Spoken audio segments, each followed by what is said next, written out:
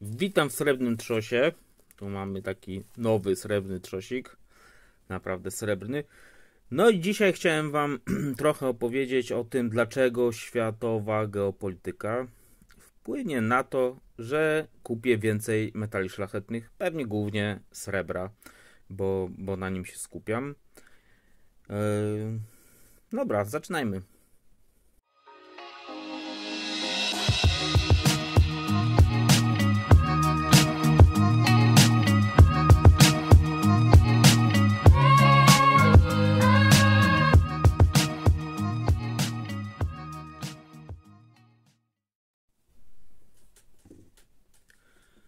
Odcinek trochę z tych takich YouTube'owych filmów straszących, nazwijmy to. No właśnie nie chciałbym, żeby on był straszący, tylko raczej uznawany jako no,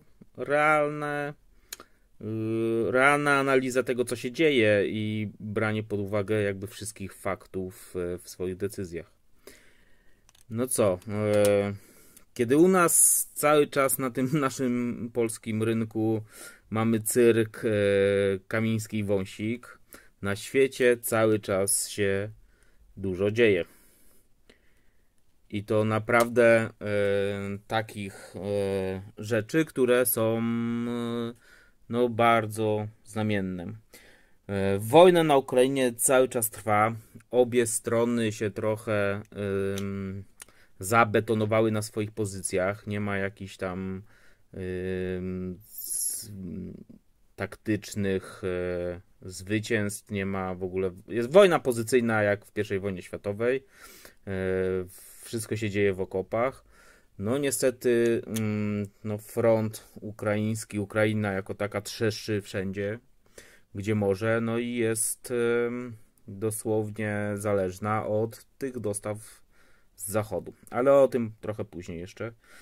Mamy wojnę w strefie Gazy Izraela z Hamasem.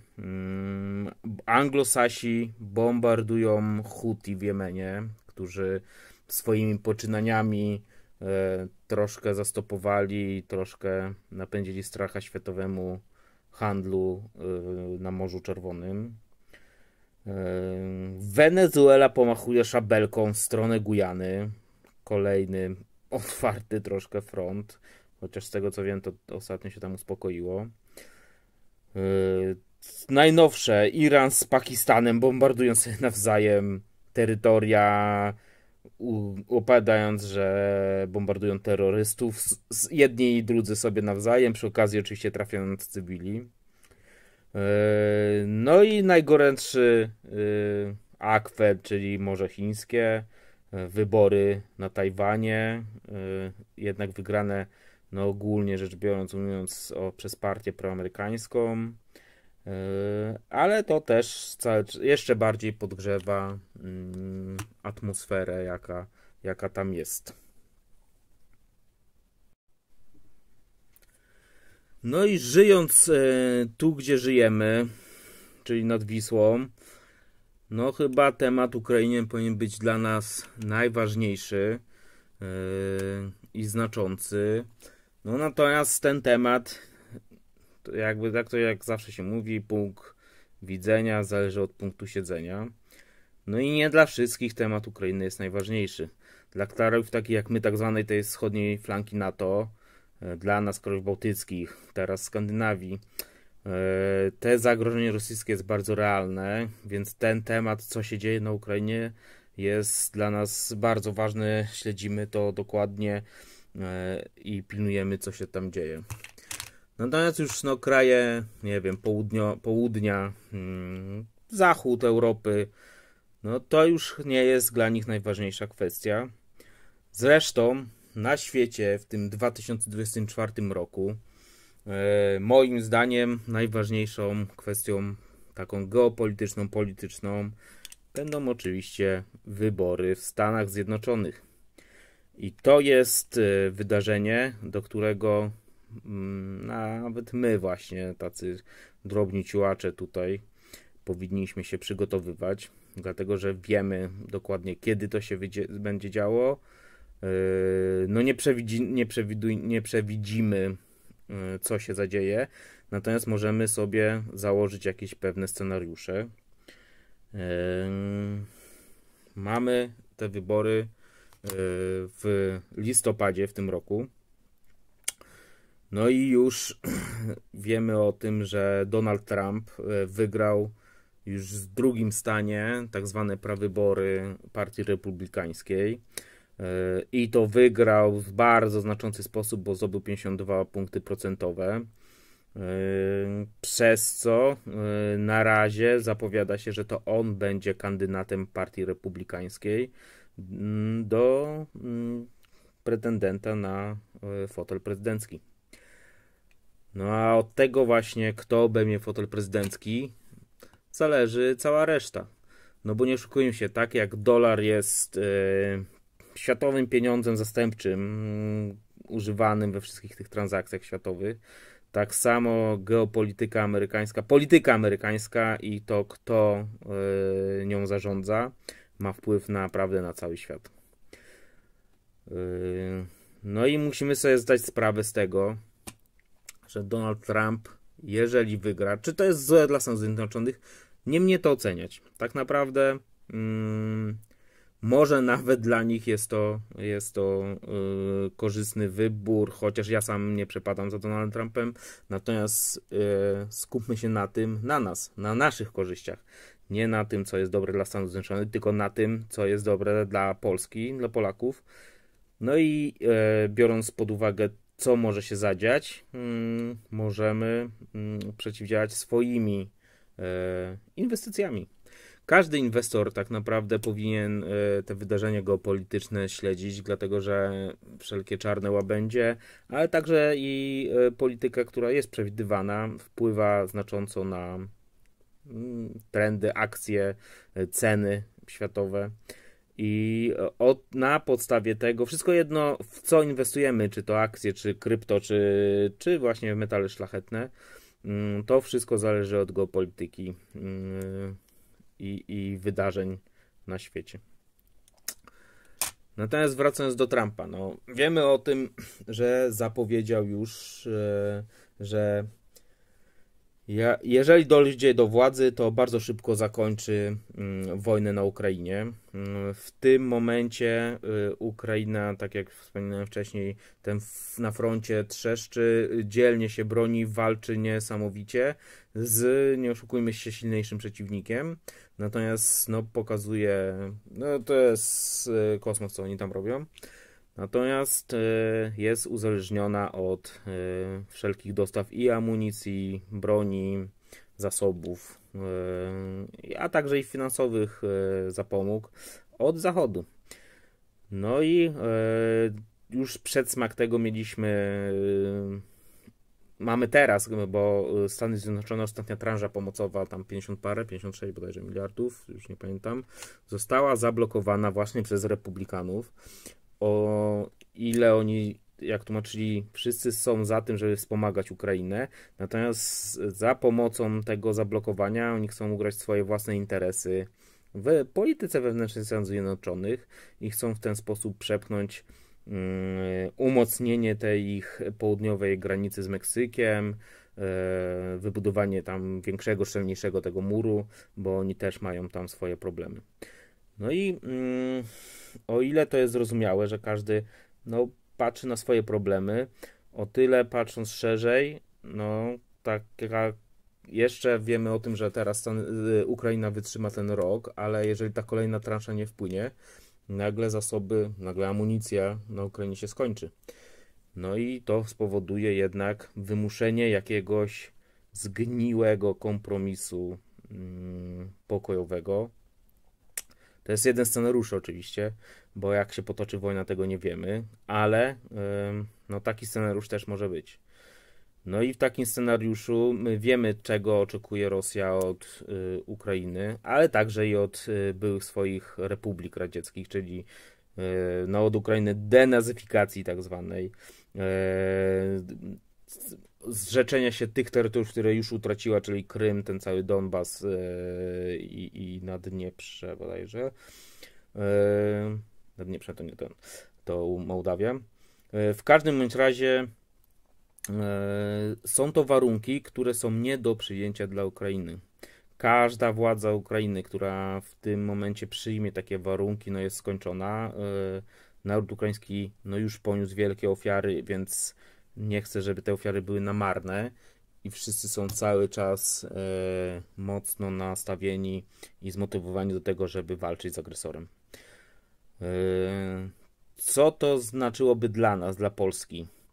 No niestety wiemy o tym, że obecnie Rosja przestawiła swoje jakby tory działalności na gospodarkę wojenną i ona wzmacnia ten swój potencjał wojenny. On jest przestarzały, to są stare czołgi, stare transportery bojowe, nie mają nowoczesnych technologii, natomiast mają tego strasznie dużo.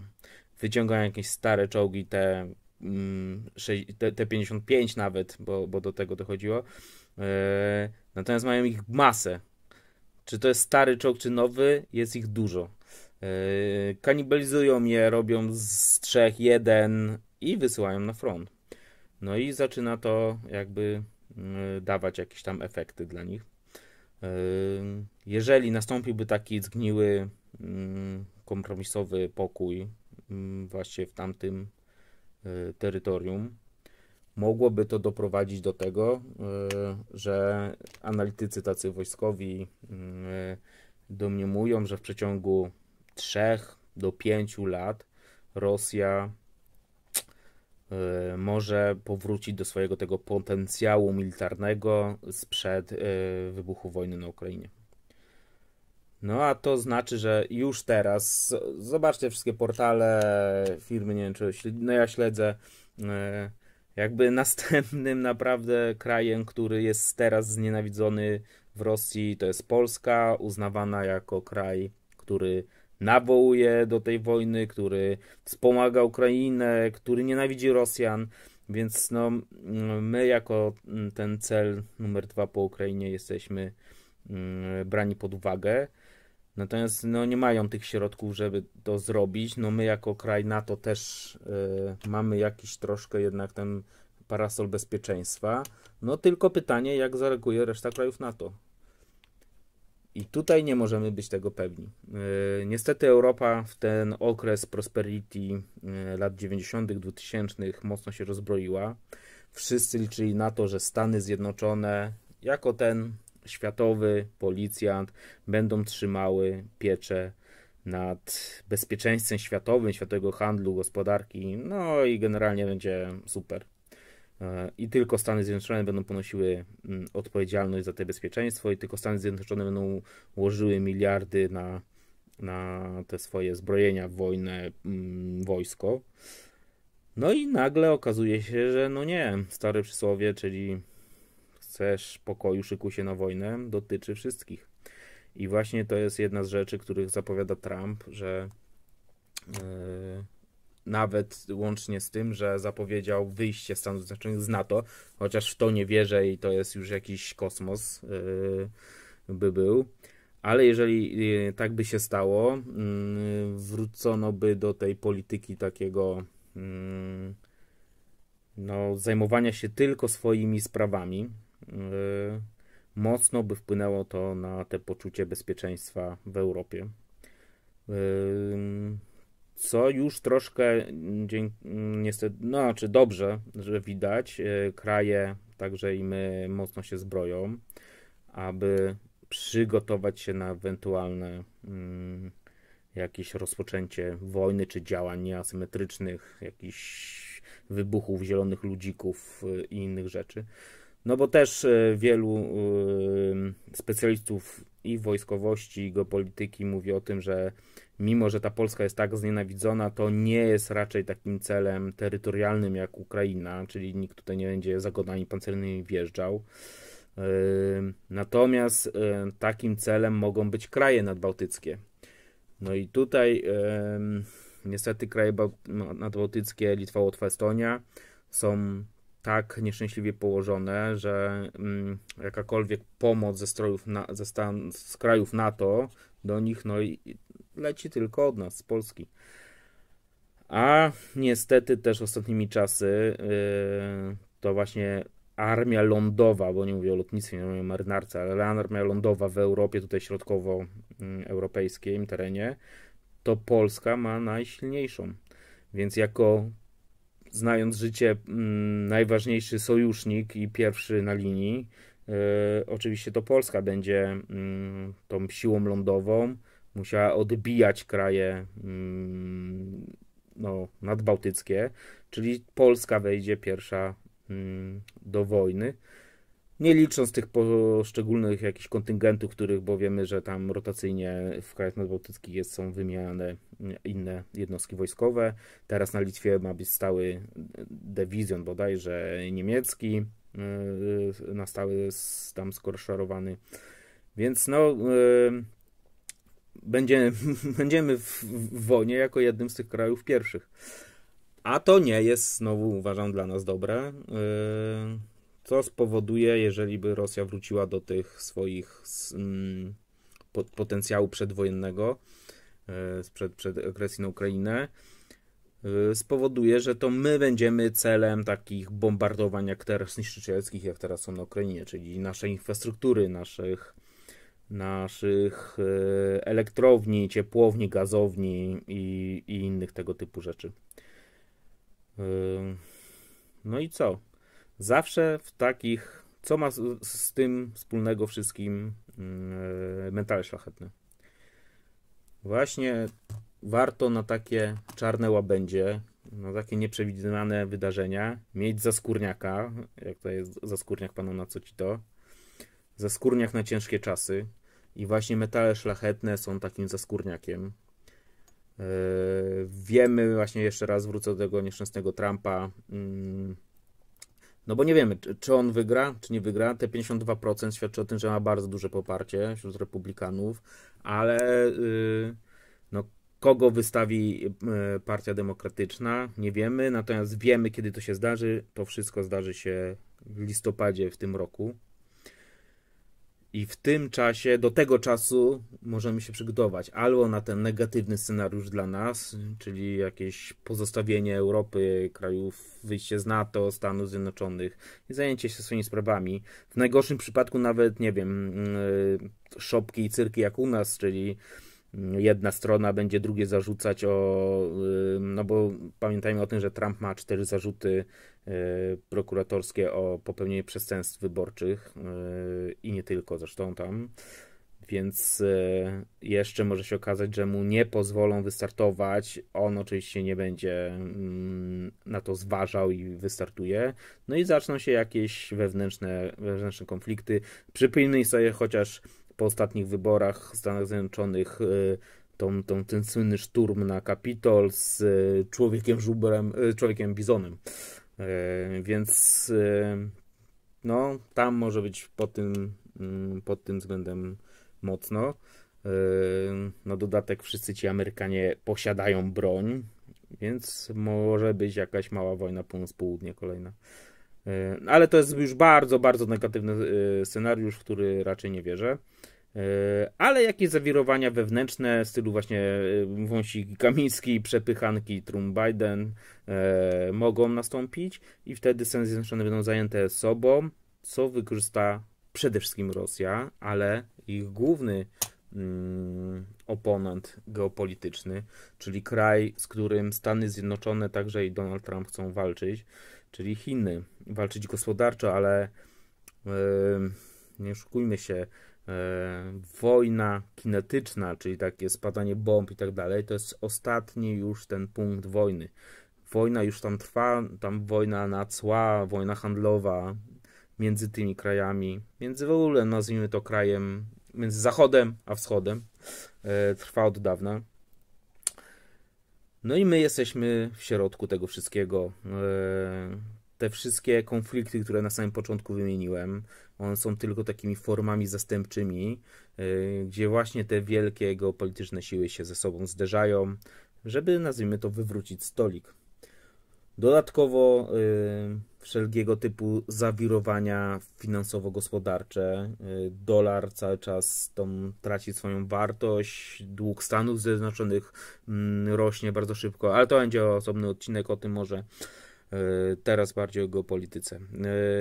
Tych wydarzeń jest dużo. No i dlatego warto się przygotować. Przypomnijmy sobie o tym, jak wyglądały pierwsze godziny, pierwsze dni inwazji rosyjskiej na Ukrainę i ci biedni mieszkańcy Ukrainy uciekali chociażby do nas, do Polski i nawet jeżeli byli majętni, ale mieli wszystko w hrywnach, hrywna od razu poleciała na łeb, na szyję. I co? Mimo tego, że taki człowiek zbierał swój majątek, bogacił się przez całe swoje życie, nagle okazywało się, że ma bezwartościowy papier w ręku, z którym nic nie może zrobić. Tutaj jakby ukłon w stronę znanego dealera, który skupował hrywny po cenie jakby przed inwazją u nas w Polsce, natomiast była to kropla w morzu potrzeb i ilości tych uchodźców, którzy do nas napłynęli. Ale były też osoby, które miały ze sobą taką tubę, tu akurat srebra, ale tubę złota, jakieś złote monety, złote, nie wiem, zwykłe obrączki nawet, bo to też jest jakieś tam zabezpieczenie finansowe. I z tym przyjechały do nas i upłyniając metale mogły zacząć od nowa. Dlatego ja na przykład w tym momencie bardzo się cieszę, że mamy tanie metale, bo cały czas mogę dokupywać. I tak to zrobiłem. Myślę, że już niedługo kolejne rozpakowanko, ale chyba zawiodę was, nie będzie tam jakiś kosmosu.